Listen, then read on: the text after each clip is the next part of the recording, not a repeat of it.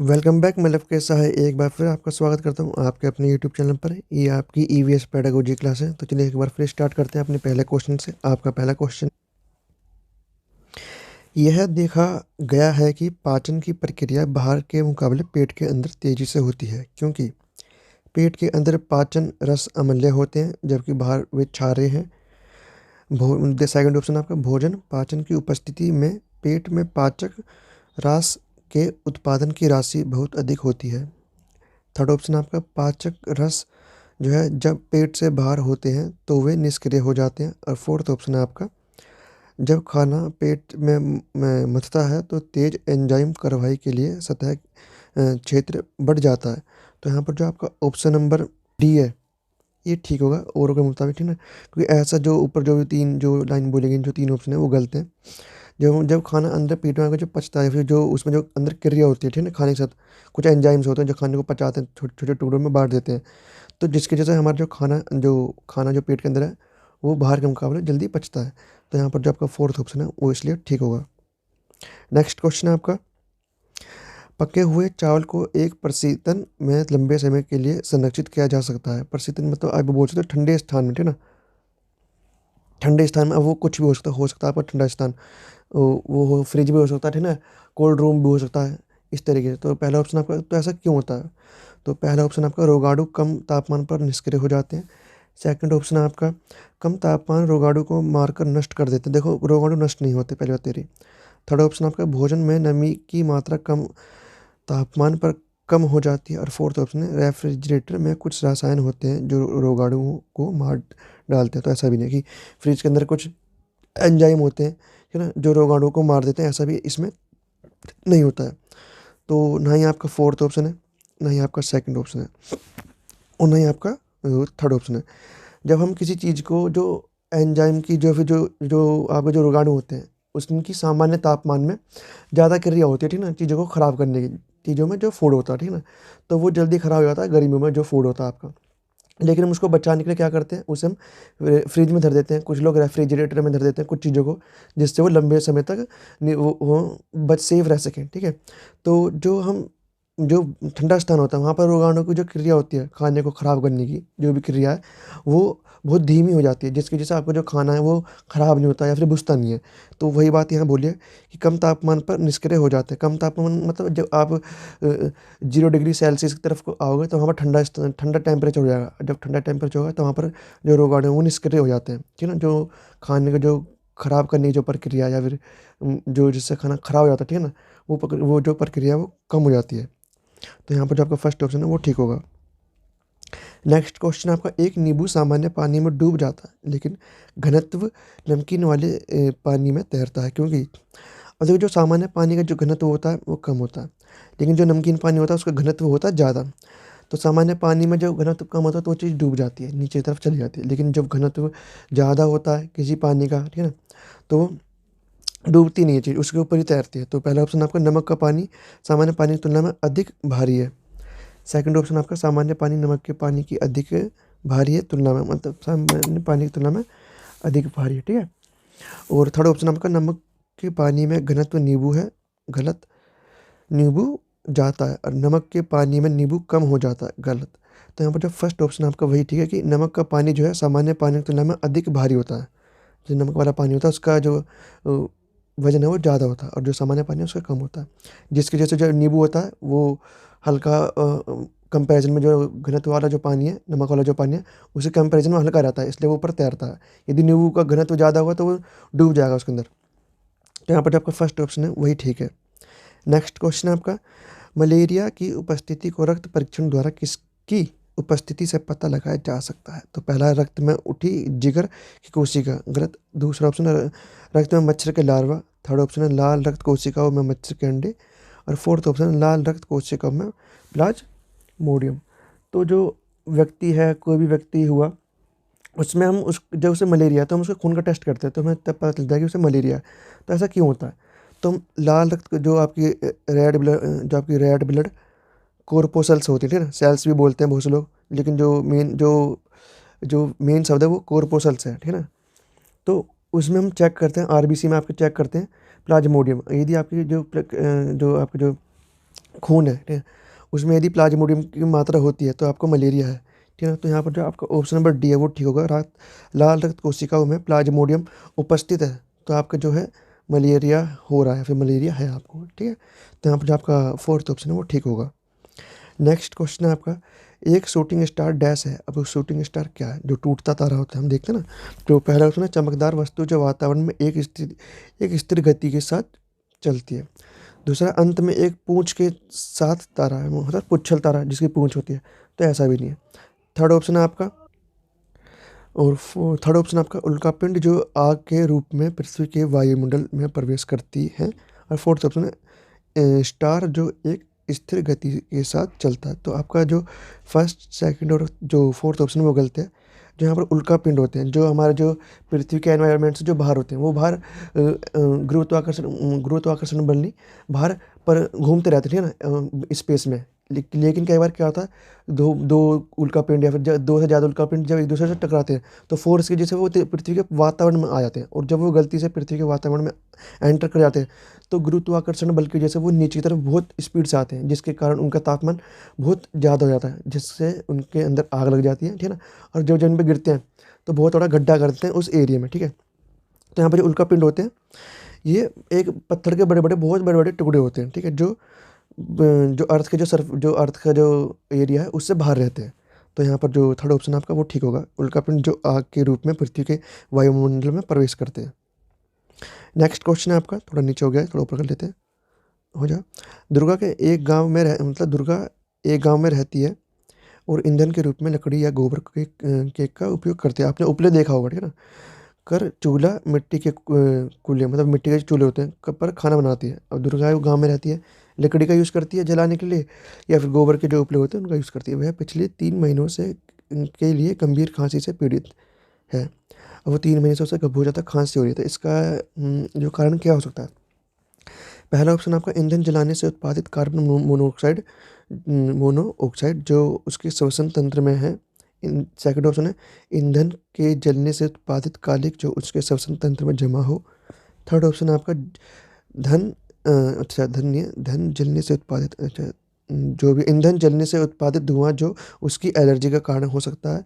और fourth option है बुढ़ापा और उसकी झोपड़ी के अंदर बाहर का प्रदूषण। देखो, बुढ़ापा और इसका झोपड़ी के अंदर बाहर का पोल्यूशन नहीं है, ना ही ईंधन जलने से उसके धुएं जो उसकी एलर्जी का कारण है।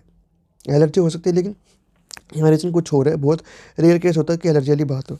यहाँ पर जो आपको ऑप्शन नंबर बी है, ईंधन के जलने से उत्पादित कालिक जो उसके स्वतंत्र, जब हम लकड़ी जलाते हैं या फिर हम उपले जलाते हैं तो उसका ना कालिक होती है, जिससे लोग गाँव में बर्तन भी मांजते हैं, ठीक है।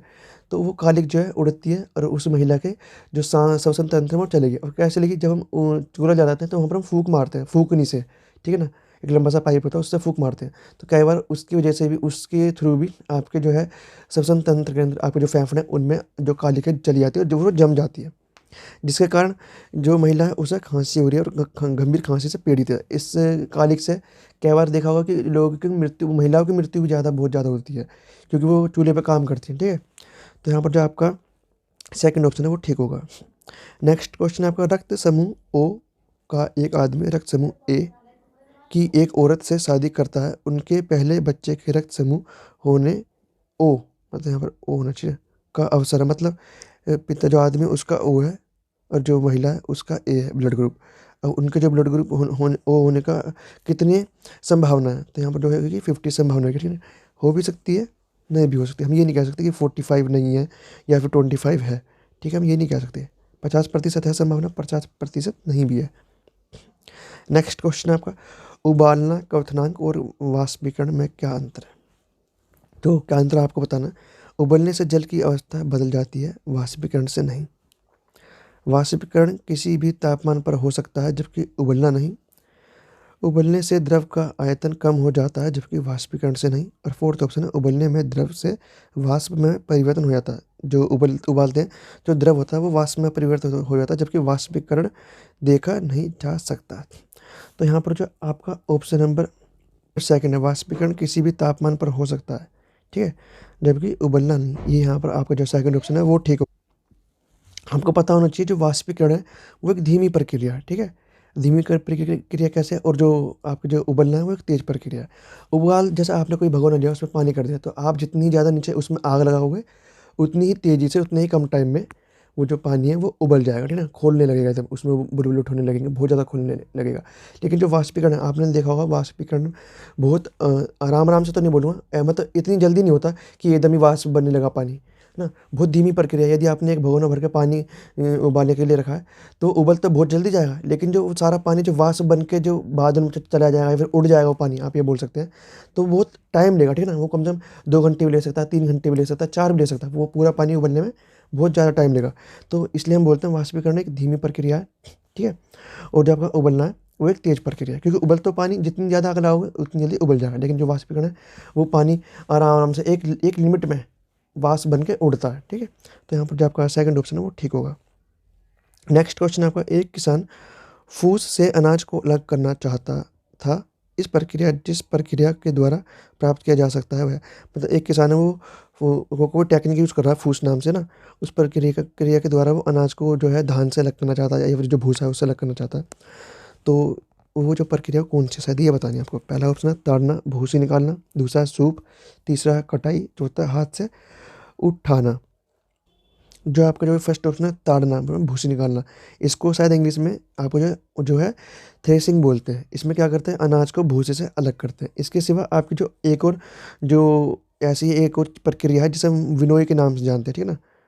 विनोई, विनोइंग के नाम से जानते हैं। इसमें क्या होता है, जो जो भारी चीज़ें और जो हल्की चीज़ें उन्हें अलग करने की प्रक्रिया है। इसमें क्या होता है, अनाज को भारी और हल्की चीज़ से अलग करने के लिए हम क्या करते हैं, हवा का यूज़ करते हैं। कोई बड़ा सा फ़ैन ले लिया ना, मतलब बड़े-बड़े फ़ैन आते हैं जिससे जो हल्की जो कण होते हैं या फिर जो काम के नहीं है अनाज के अलावा जो है ना, वो अलग हो जाते हैं आपके अनाज से, ठीक है ना? तो यहाँ पर जो ऑप्शन नंबर है वो आपका फर्स्ट ठीक है। नेक्स्ट क्वेश्चन आपका, ग्रामीण क्षेत्रों में फर्श और झोपड़ियों की दीवारों को गोबर से कोट किया जाता है। कोट मतलब कोटिंग, जैसे हम करते हैं जिंक की कोटिंग करते हैं लोहे के ऊपर, ताकि उस पर जंग ना लगे, ठीक है ना, वो खराब ना हो। तो उसी तरीके से हम दीवार पर क्या करते हैं, मिट्टी की कोटिंग करते हैं गाँवों में। पहला ऑप्शन आपका, उन्हें चिकनी और स्वच्छ बनाने के लिए हम कोटिंग सिर्फ इसलिए करते हैं गोबर की, मतलब ऐसा कह रहा है फर्स्ट ऑप्शन, ताकि वो स्वच्छ रहें और चिकनी रहे दीवारें, तो ऐसा तो नहीं है, ठीक है ना? सेकंड ऑप्शन है, वर्षण बढ़ाने हेतु उन्हें रूखा करने के लिए। वर्षण क्या है देखते हैं जरा। घर्षण, घर्षण बढ़ाने हेतु उन्हें रूखा करने के लिए, तो ऐसा भी नहीं है कि हम उसमें घर्षण बढ़े, ठीक है? तो सेकंड ऑप्शन भी नहीं आपका। थर्ड ऑप्शन आपका, झोपड़ियों को एक प्राकृतिक रंग देने के लिए। तो फर्स्ट सेकंड थर्ड आपके ऑप्शन गलत हैं, ऐसा भी नहीं है। कीड़ों को दूर रखने के लिए, जो आपके जो गाँव में क्या होता है, कीड़ कॉकरोच है ना, और जो जो छोटे-छोटे कीड़े मकोड़े होते हैं, वो उनके घरों में आने की संभावना ज़्यादा होती है। तो उनसे बचने के लिए क्या करते हैं, घरों की जो दीवारें हैं या फिर जो घरों की जो पूरी दीवारें मिट्टी की बनी होती है, ठीक है ना, गोबर की, उपले की, इनको मिक्स करके, भूसे को मिक्स करके दीवारें जो है बना दी जाती है। और नीम की लकड़ी से जो है केवल छत भी बना दी जाती है, ताकि जो कीड़े मकोड़े हैं वो ना आए, ठीक है ना, और उनको हानि ना पहुँचे जो लोग रहते हैं उसमें। तो यहाँ पर जो आपका जो फोर्थ ऑप्शन है वो ठीक होगा। नेक्स्ट क्वेश्चन आपका, मीरा और दिव्या युवा लड़कियों, मतलब युवा लड़कियां हैं। मीरा खाने के लिए समोसे, कटलेट और रोटी पसंद करती है, दूसरी तरफ दिव्या एक लोहे की कमी वाला आहार लेती है। निम्न में से क्रम से कौन से विकारों से मीरा और दिव्या को पीड़ित होने की संभावना है? और देखो, जो दो लड़कियां, मीरा जो है क्या करती है, वो फास्ट फूड खाती है, कटलेट हो गया, रोटी हो गई, है ना, रोटी पसंद करती है, ठीक है। और जो दूसरी जो लड़की है दिव्या, वो लोहा की कमी वाले आहार खाती है। इसमें कुछ भी हो सकता है, ठीक है ना? तो इन दोनों को कौन-कौन सी बीमारी हो सकती है, आपको वो बताना है। पहला, रक्तलाप मतलब खून की कमी और रतौंधी मतलब आँखों का कमज़ोर होना। दूसरा आपका मोटापा और एनीमिया, इसमें भी खून की कमी होगी। थर्ड ऑप्शन आपका मोटापा और स्कर्वी, मतलब मसूड़े से रिलेटेड है, मसूड़ों में दर्द होना, मसूड़ों से खून निकलने लगना, और स्कर्वी और एनीमिया। तो यहाँ पर जो आपका ऑप्शन नंबर सेकंड है, मोटापा और एनीमिया, इन लड़कियों को होगा। पहले तो जो फास्ट फूड खा रही है, समोसे खा रही है, उसको तो मोटापा सा उसका बढ़ना है, ठीक है ना? और जो एनीमिया, दूसरे एनीमिया होती है खून की कमी, ठीक है ना? खून की कमी मतलब जो आयरन की कमी हो जाती है जो शरीर में, लाल खून में, ठीक है ना? मतलब आपकी आरबीसीज़ में, तब आपको एनीमिया होता है, ठीक है? तो यहाँ पर जो आपका सेकंड ऑप्शन है वो ठीक होगा। नेक्स्ट क्वेश्चन है, विटामिन पदार्थ हैं, तो कैसे पदार्थ हैं या फिर क्या है, हम देखते हैं ऑप्शन। पहला है, हमें स्वस्थ बनाने के लिए दवाओं के रूप में विटामिन काम करते हैं, विटामिन ऐसे पदार्थ हैं, ऐसा कह रहा है। सेकंड ऑप्शन है, हमें मजबूत रखने के लिए मांसपेशियों का निर्माण करते हैं। थर्ड ऑप्शन है आपका अभाव रोगों को रोकने के लिए छोटी मात्रा में आवश्यक है। फोर्थ ऑप्शन है आपका वजन में कमी करने के लिए हमारी चयापचयन जो है दर में वृद्धि के लिए प्रयुक्त होता है। गलत। तो यहाँ पर जो आपका थर्ड ऑप्शन है वो ठीक है। अभाव रोगों को रोकने के लिए छोटी मात्रा में आवश्यक होता है जो विटामिन होता है जिसने, और जो आपके जो प्रोटीन होता है वो मसल्स के लिए यूज़ होता है, ठीक है ना, मसल्स को बढ़ाने के लिए, उनको गेन करने के लिए। तो यहाँ पर जो आपका थर्ड ऑप्शन है वो ठीक होगा। दूसरी बात, आपको ये पता होना चाहिए कि जल में घुलने वाले विटामिन कौन से होते हैं। तो जल में आपके बी और सी जो विटामिन है वो घुल जाते हैं, लेकिन जो वसा में घुलने वाले विटामिन होते हैं वो आपके के, ई, डी, ए, है ना। हम इसे कीड़े के नाम से याद रखते हैं कि वसा में घुलने वाले जो विटामिन होते हैं वो कीड़ा के नाम से होते हैं। विटामिन के हो गया, आपका ई हो गया, डी हो गया और ए हो गया। और जो पानी में जो घुलनशील होते हैं विटामिन वो बी और सी होते हैं। तो यहाँ पर जो आपका थर्ड ऑप्शन है वही ठीक था। नेक्स्ट क्वेश्चन है आपका चिपको आंदोलन किसके नेतृत्व में हुआ था। अब किसने चिपको आंदोलन को सबके सामने लेकर आया था, फिर चिपको आंदोलन शुरू किया था, आपको वो पता होना चाहिए, ठीक है ना। तो पहला ऑप्शन है आपका अमृता देवी बिश्नोई, दूसरा मेघा पाटकर, तीसरा ए बनर्जी, चौथा सुंदरलाल बहुगुणा। तो आपको पता होगा सुंदरलाल बहुगुणा ने चिपको आंदोलन को शुरू किया था, लेकिन जो इसका जो विचार था वो इनकी पत्नी ने दिया था, ठीक है ना। तो आपको याद रखनी है छोटी छोटी चीज़ें भी। नेक्स्ट क्वेश्चन है आप रीना घर से 2 अलग अलग डब्बों में कचरा जमा करती है ना, जैसा नीचे दिखाया गया है। मैं आपको दिखा देता हूँ जरा, नीचे नहीं नेक्स्ट स्लाइड पे है। जैसा बनाना हो गया, आपका स्किन हो गया ना, बनाना स्किन हो गया मतलब बनाना के छिलके, वेजिटेबल हो गए, ड्राई लेवल्स फ्रूट मतलब ड्राइड लीव्स हो सकते हैं, लीव्स हो गए, लेवल्स नहीं है, न्यूज़पेपर हो गया, ठीक है। मतलब जो कचरा विघटित हो जाए, मतलब जो आपका ज़मीन में दबाने के बाद वो ख़त्म हो जाए, हाँ, और जो ख़त्म ना होता हो, जैसे प्लास्टिक हो गया, प्लास्टिक कभी ख़त्म नहीं होती, टूथपेस्ट ट्यूब हो गया, आपकी बोतल हो गई, जार हो गया प्लास्टिक के, है ना, या फिर कांच के हो गए, ये जार बोटल्स, ठीक है ना, ये चीज़ें। तो अब आपने देख ही लिया है। तो रीना ने किन मापदंड के आधार पर 2 ढेर में जो अपशिष्ट है अलग किया है। आपने अब भी देख लिया होगा कि जैसे कूड़े की जो गाड़ी आती है उसमें गीला और सूखा कूड़ा, जो कपड़ा नहीं, जो कूड़ा है उनको अलग अलग करके रखा जाता है। तो ऐसा क्यों करते हैं, ठीक है। तो यहाँ पर इस लड़की ने क्यों करा इन चीज़ों को अलग अलग। पहला ऑप्शन है विघटित किया जा सकता है और विघटित नहीं किया जा सकता। देखो जो पहले जो बॉक्स में इनको विघटित किया जा सकता है, ज़मीन में दबाने के बाद ये विघटित हो जाएंगे, लुप्त हो जाएंगे, ठीक है ना, खत्म हो जाएंगे। तो कूड़ा बचेगा ही नहीं, प्रदूषण नहीं होगा। पहली बात तो सबसे मेन चीज़ तो प्रदूषण है कि भूमि प्रदूषण नहीं होगा आपका, और ये जो चीज़ें ये विघटित नहीं होती है। तो यहाँ पर नेक्स्ट क्वेश्चन पर आ गए। तो पहला ऑप्शन आपका विघटित किया जा सकता है, विघटित नहीं किया जा सकता। इस तरह उसने कैटेगरी में कूड़े को 2 चीज़ों में बांट दिया। दूसरा पुनर्निर्माण किया जा सकता, साफ नहीं किया जा सकता। देखो पुनर्निर्माण होता है फिर से उन चीज़ों से कुछ चीज़ें बना लेना, ठीक है ना। तो वो चीज़ें ऐसे होती है जो प्लास्टिक होती है ना, प्लास्टिक की चीज़ हो गई, कांच की चीज़ें हो गई, इनको चूरा बिल्कुल तरीके से बना, इनको बिल्कुल चूरा कर दिया, इनको पिघला दिया, फिर इनको फिर से शेप में ले दिया, तो ये उनका पुनर्निर्माण हो जाता है प्लास्टिक की चीज़ों का।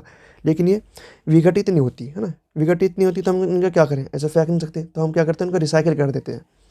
तो यहाँ पर जो लड़की ने करा है उसने मेनली क्या करा है, विघटित में कर दिया और अविघटित में बांट दिया है। ना ही आपका थर्ड ऑप्शन है, ना ही आपका फोर्थ ऑप्शन है सही, ठीक है। नेक्स्ट क्वेश्चन है आपका एक सफ़ेद बगुला पक्षी जो है अक्सर एक भैंस की पीठ पर देखा जाता है। इसका कारण यह है कि बगुला अब भैंस की पीठ पर क्यों बैठता है, आपको वो बताना है। 4 ऑप्शन दे रखा है। पहला ऑप्शन आपका भैंस की पीठ पर बैठकर गाना पसंद करता है। देखो ऐसा नहीं है, आपने कहानियाँ सुनी होंगी भैंस और बगुले की, ठीक है ना, बहुत सी कहानी सुनी होगी, मैंने भी सुनी है, आपने भी सुनी होगी। तो वो कहानी के बेस तो पर मत जाइए, ठीक है। दूसरा थोड़ी देर के लिए उड़ान के बाद आराम करता है। गलत, ये भी नहीं कि भाई मैं थक गया हूँ, मैं आराम के लिए, वो कहीं और भी बैठ सकता है, ज़रूरी नहीं है भैंस की पीठ पर बैठे। भैंस की पीठ पर परजीवी वाला चारा होता है और चौथा घास में मौजूद कीड़े वाला चारा होता है। तो यहाँ पर जो आपका ऑप्शन नंबर डी है वो भी गलत है। यहाँ पर जो क्या होता है भैंस के ऊपर परजीवी होता है, जो जैसे हमारे शरीर में जैसे लीक होती है, जू होती है, ठीक है, जो दूसरे के ऊपर सर्वाइव करते हैं, ठीक है ना। वो ऐसे जीव होते हैं जो हमारे शरीर से अपना भोजन प्राप्त करते हैं। कुल मिला के बात ये, ठीक है ना, हमारे शरीर से कैसे करते हैं वो एक अलग प्रक्रिया है। लेकिन जो परजीवी भैंस के ऊपर है, ठीक है ना, जो भैंस से भोजन प्राप्त कर रहा है, जो भी प्राप्त कर रहा है, ठीक है ना, अपना जीवन निर्वाह कर रहा है भैंस के थ्रू, उसको खाता कौन है, ये जो आपका जो बगुला वो खाता है उसे, उन्हें चुन चुन के, ठीक है। तो उन्हें मारता है, खाता है, कुछ भी बोल लीजिए। तो यहाँ जो इसलिए इनके बीच में सहसंबंध पाया जाता है। तो यहाँ पे जो आपका थर्ड ऑप्शन है वो ठीक होगा। तो आज एक बार फिर हमने आपको जो है आपके जो एनवायरनमेंट जो ईवीएस पेडागोजी है उनके जो है 15 क्वेश्चन करें। ये आपके जो है जो आपको जो सीटेट का जो पेपर हुआ था 2011 में उसके क्वेश्चन है। 15 क्वेश्चन हम अगली क्लास में करेंगे, नहीं तो वीडियो ज़्यादा बड़ी हो जाएगी। ठीक है, तो चलिए मिलते हैं हम आपसे नेक्स्ट वीडियो में। यदि आपने इससे पहले की वीडियोस नहीं देखी है, मैंने इससे पहले भी आपको इस चैनल पर जो है चाइल्ड डेवलपमेंट की और आपकी जो मैथ पेडागोजी या फिर ईवीएस पेडागोजी इनकी भी वीडियोस अपलोड कर रखी हैं पहले भी। यदि आपने वो नहीं देखे तो उन्हें भी जाकर जरूर देखें, ताकि आप जो आपका एग्ज़ाम है कल परसों में या फिर 1 हफ्ते बाद 2 हफ्ते बाद जब भी है उसमें अच्छा स्कोर कर सकें। ठीक है, तो चलिए मिलते हैं नेक्स्ट वीडियो में।